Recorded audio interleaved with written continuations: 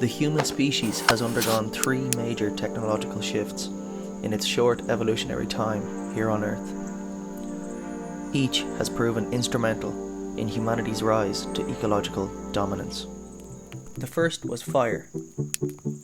If we go back to the earliest examples of what you're calling exosomatic or extracorporeal energy, there's the storage for human consumption, which was the grain, but then there's also the usage of it for things other than just human caloric consumption, but that are part of our life. And you can see that going all the way back, arguably, to harvesting fire, right? Like that you could kind of see that as the beginning of starting to use energy, probably mostly in the form of wood, drive entropy to meet human needs in a way that was totally different than the rest of the animal kingdom. When humans first discovered how to tame and use fire to their advantage, they figured out how to derive more calories from their environment than was previously possible. Cooking a piece of meat liberates more caloric goodness to be put to productive use by the body than an uncooked piece of meat would allow.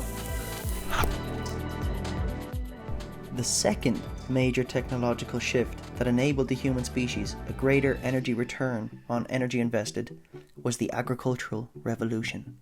So to go back to the agricultural revolution, going from hunter-gatherer to an agrarian culture and the plow, you were mentioning the key thing being that grains were more storable than, say, what you could hunt and gather, meats and berries and stuff. More storable means you can make it through the famine and grow the population faster. And then if you grow the population faster, you can win a tribal warfare. And now you also have more stuff that is worth invading for another tribe. So now you have to do defense and military and all the things that go along with having that surplus. Mm-hmm. And now for the first time, the economics of needing to deal with surplus come about. So private property ownership and inheritance and all those things. So it was a big deal, that particular transition. That was when our species ate the apple in the Garden of Eden. Yeah.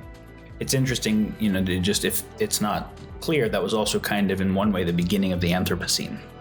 Yep. Because before that, you want nature to be pretty much the way it is to hunt and gather from. This is the first time you want to start clear cutting an area to turn it into agriculture land for lots of grain. Because in a gatherer environment, there's not enough grain to be useful. You've got to row crop it to then be able to drag a plow behind it. So you can kind of consider the beginning of the Anthropocene and the beginning of extraction of stored energy corresponding together. By farming a piece of land, a human population could harvest a greater caloric yield than they would were they to simply leave the land in the state of nature they found it in. The third major technological shift was the Industrial Revolution. Industrial technology was only made possible by an abundant supply of energy-dense hydrocarbon fuel sources, be they coal, oil, or natural gas. Exosomatic energy is energy that we consume, but not by eating. It's outside of the body. So inside the body, the average American consumes like 2,500 calories. Outside the body, the average American consumes over 200,000 kilocalories per day. In the lights and the airplanes and the shopping centers and the libraries and the buses, etc.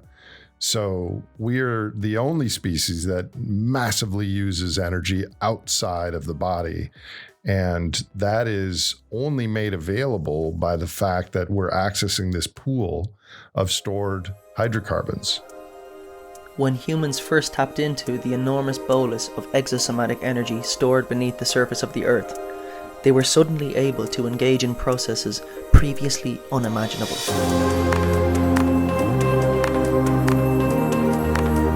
And although in the short term, this influx of energy-dense fuel seems to be an unalloyed good, if humans could widen the boundaries of their analysis, they would see some concerning long-term costs and considerations.